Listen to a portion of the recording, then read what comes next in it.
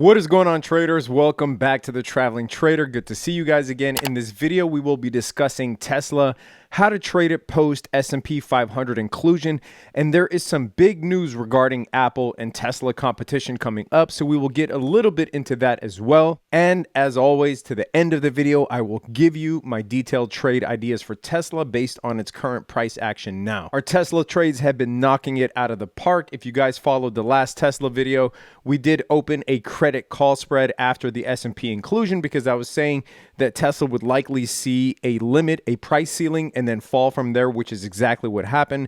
Tesla is down 7.5% today. We will get into that and more, but before I get into it, if you get anything out of this video, absolutely anything, leave it a big fat thumbs up just like this. Leave it in the comment section below. Let me know how you traded Tesla before the S&P inclusion and after the S&P inclusion. And I've been getting a lot of exciting feedback on those that are waiting for the options course to come out. If you didn't know, I'm doing a full-on options course from A to Z.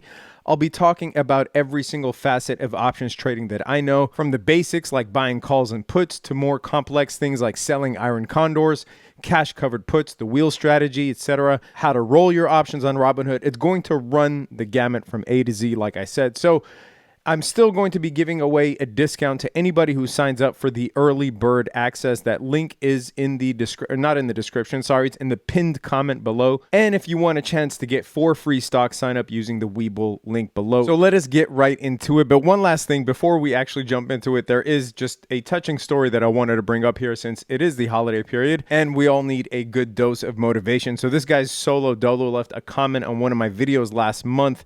It was the Palantir video, but this is exactly why I do this. He said, "Good shit, bro. I'm in prison trading on my contraband cell phone, and your video was the very first trade video I've liked.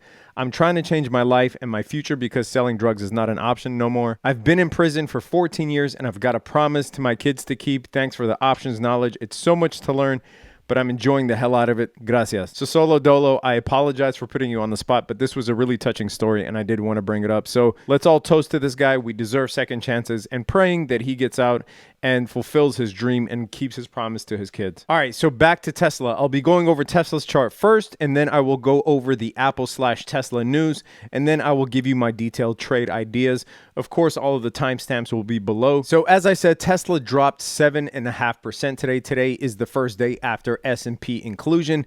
And if you go back to my last video, this is exactly what I was saying, was that you can't expect to buy on the day of S&P inclusion and expect to be rich in the short term. Now, obviously, I'm very bullish on Tesla in the long term. We are just talking about short-term trades here because a lot of people were thinking of buying calls on the S&P inclusion day or buying Tesla specifically on the day to get rich. But obviously that's not how markets work. Things are priced in. And this is what I was saying in my last video. And I got a little bit of flack for saying that there were a few funny comments. Most of them actually agreed. Most of them were respectful, but I did get a few funny comments on there. Chris Phoenix says fake news, Tesla is going to 800. This is all because I said that on S&P day, we will likely see a drop, which we did. Nate Lawrence, you're incorrect on when index funds have to buy. Hey, I got that from a Bloomberg News article. Hopefully you don't get bit by FOMO when it pops. No, I bought at $82, so trust me, I'm not going to get FOMO. I'll check back here in a week or two. Also, you can't just do TA on an event that is literally unprecedented. Yes, you can. It's called a binary event.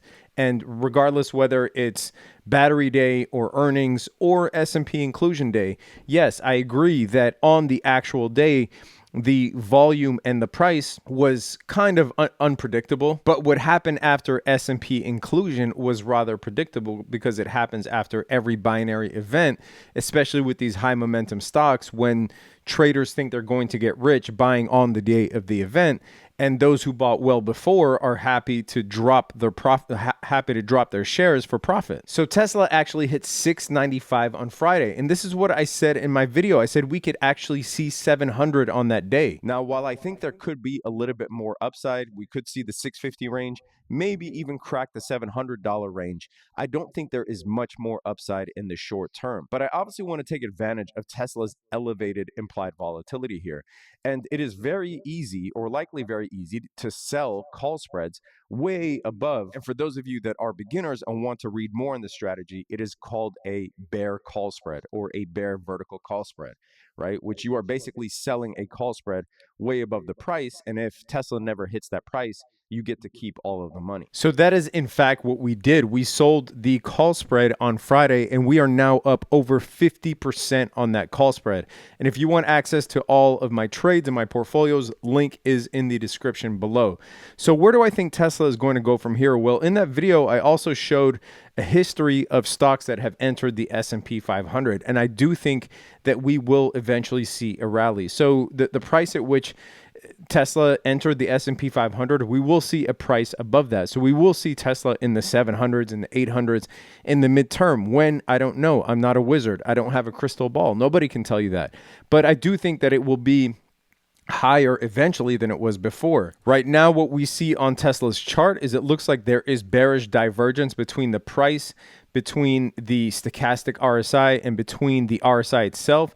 This is called bearish divergence when the price is making a higher high and the oscillators are making lower highs. The accumulation distribution line here, which shows a potential trend change as it is pointing downward.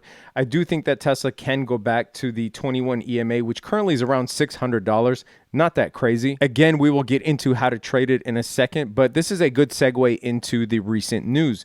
So Tesla saw further drawdown today. It was down about 5%, but pushed down about a couple percent more because of this news that came out today about Apple. So it says Apple is said to be pushing ahead on self-driving car in challenge to Tesla. Now, if there's any company in the world that can do this or that can at least pool the resources to do this, it's a company like Apple or Amazon. These companies that are valued in the trillions of dollars, above $1 trillion, right? In Apple's case, above $2 trillion. And Apple in the post-Steve Jobs era has really shown to be a vertical integration beast. I mean, it kicked out Intel and started manufacturing its own chips. No one ever thought of Apple as a chip maker or a silicone maker, but they literally said, to hell with Intel, we are developing our own chips. And in this case, they are using their own, what they call breakthrough battery technology. Obviously, we don't know much about this, and they are going to hype it up and give it a little bit of marketing spin. But they've actually been working on Project Titan since 2014. And if we dive into the story further, the target is 2024. So it's actually not that far away from where we are currently. Now, there was some speculation whether this would be a car or just the self-driving technology itself, whether they would work with other car manufacturers. But according to this Reuters article, they're actually building a vehicle. Apple's actually building a vehicle for consumers. They also have a former Tesla employee managing this project, Doug Field. So while we don't know that many details about it, we do know that it is something that they are looking at seriously, or else they wouldn't have announced it today. But here's really my take on it as it relates to Tesla and competition with Tesla. This is, they're targeting production by 2024. Okay, it's not that far away from today, but it is at least 3 years away. Now, this article is kind of assuming that Tesla is going to just remain stagnant from now until 3 years. They are also going to be improving their battery technology as well. By then, their self-driving will likely be already at level 5 autonomy, which is the highest level. So I do think based on where Tesla's stock price is currently, because it's at all-time highs, there is that bearish divergence. It just was included into the S&P 500. We might see just a little bit more short-term drop, but I don't think this story specifically is going to be detrimental to Tesla in the short term. Now, come 2024, if this is like an iPhone announcement where the iPhone just basically killed or changed the cell phone industry overnight, then yeah, I mean, we could talk about it then. But from now until 2024, I don't think this is going to have a detrimental impact on Tesla's stock price, because Tesla will also be continuously progressing from now until 2024. All right, so how should we be trading Tesla moving forward? Well, I already gave you my credit put spread. This is way before the S&P inclusion, which it was at 495, 500. This is when Tesla had dropped to about 570. We got insane premium for that. We got paid an amount that we should not get paid for that. And then we opened the credit call spread on Friday, December 18th, when Tesla cracked to a high. So now we essentially have an iron condor, which is basically just a range created by two spreads. And we made enough money to buy Christmas gifts with that, basically. So moving forward, how I would plan on trading Tesla, I don't like this middle ground here, right? So Tesla is dropping and it is showing bearish divergence. I don't like this middle candle here. Now, for long-term holders, what I would say is do not try to bottom find, right? Don't try to search for the bottom. Get in the habit of dollar cost averaging, in my opinion. Now, this could be one of two ways. You could actually buy Tesla on a scheduled basis, or any blue chip company that you want to own for the long term, for that matter, whether it's Amazon or Apple. But in this case, we're talking about Tesla. So you could just buy every 2 weeks, whether you have a 9 to 5 or whatever source of income you have. You would just devote, what your budget is every couple of weeks to the stock that you want to own. So let's just say Tesla is at 650 today. You would buy it at 650. In 2 weeks, if it's at 600, you would buy some more. In 4 weeks, it's at 670. You'd buy some more. In 6 weeks, it drops to 550. You would buy some more. And that way you are averaging, you are giving yourself the best average price long term. This has been proven to work time and time again. Now, the other way of dollar cost averaging that you can employ is actually if you have to have some rudimentary understanding of charts, and you would basically be buying at support levels like the 21 exponential moving average or the 50 exponential moving average. Now, this requires you to wait a little bit more, obviously, because these levels aren't hit that often. But when they are hit, essentially, you would go in heavier at those price points. Like I said in my last video, Tesla was chilling at the 50-day moving average for a month and nobody wanted to buy it, right? This was just at like 420.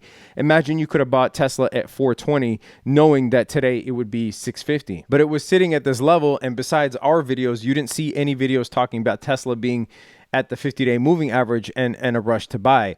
Everyone wants to make videos and everyone wants to buy Tesla when it's at an all-time high, not when it's, remaining stagnant for a while, trading range bound, when it's actually a good time to pick up. So that is the second way of dollar cost averaging, basically having a fundamental understanding of charts and buying at these key levels. But you would obviously buy heavier than if you were dollar cost averaging every 2 weeks, because you're waiting a lot longer for your entries. Now, from an options perspective, things are a little easier. And here you see our position for the 680, 685 call spread that I was talking about. In my view, trading options are easier, especially if you have a bit more capital. Why is that? Well, you can easily go out to the March timeframe, for instance, if you had a little bit more capital and you really wanted to trade Tesla.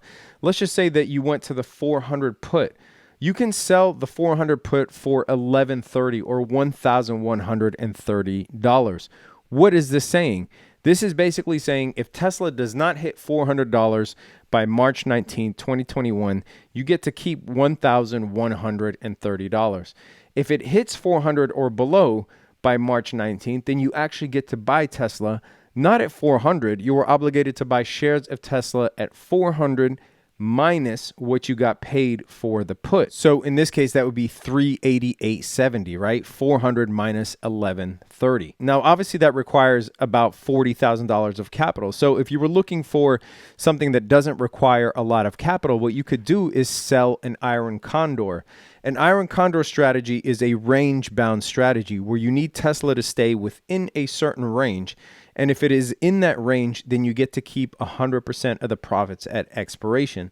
So it would look something like this. You would pick the top range and the bottom range. The top range is identified by calls, and the bottom range is identified by puts. So I'll show you exactly what this looks like. We can pick our top range as 700, 710. So we would sell this, and the iron condor is made up of two vertical spreads, right? Two vertical credit spreads. So you have the call credit spread and the put credit spread. So on the call side, we're going to be selling the 700, buying the 710 call. And then we'll go over to the put side. And for those of you that are using Thinkorswim, you could just hold control and pick your strikes. So for the put side, we can pick, let's just say the 605. We hold control, sell this, and buy the 600. So we could sell this for $425, and it requires a lot less capital. This would only require about $1,000 of capital per option spread that you wanted to do. So when we analyze this, you can see that if Tesla stays anywhere between $605 and $700, we collect $425. Anywhere here in the middle, that Tesla stays, we collect the max profit. Now, this one has a little bit more cushion on the downside in case Tesla does retrace below 600. We're only losing 75 bucks. And most of the burden is on the upside. If Tesla does finish above 710, then we're actually losing $575.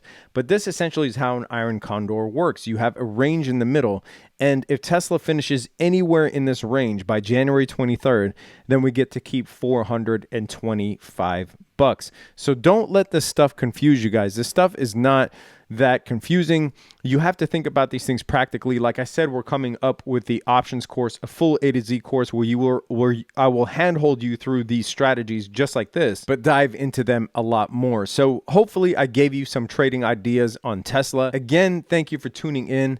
If you get anything out of this video, leave it a big fat thumbs up. Leave it in the comment section below. Let me know how you're trading Tesla. And if you have any questions on anything that I went over in this video, sign up if you want early bird access to the options course. I will give anyone who asks for it a discount if you just sign up to that email form listed below in the pinned comments. If you want access to all of our trades, link is in the description below. All of my portfolios, all of my trades like I just went over now. Subscribe to the channel, trying to get to 100K before the end of the year. We're less than 5K away. Let's see if we can do it. If not, oh well, we'll try again in January. But subscribe to the channel, hit that notification bell. Stay safe out there, traders. Peace.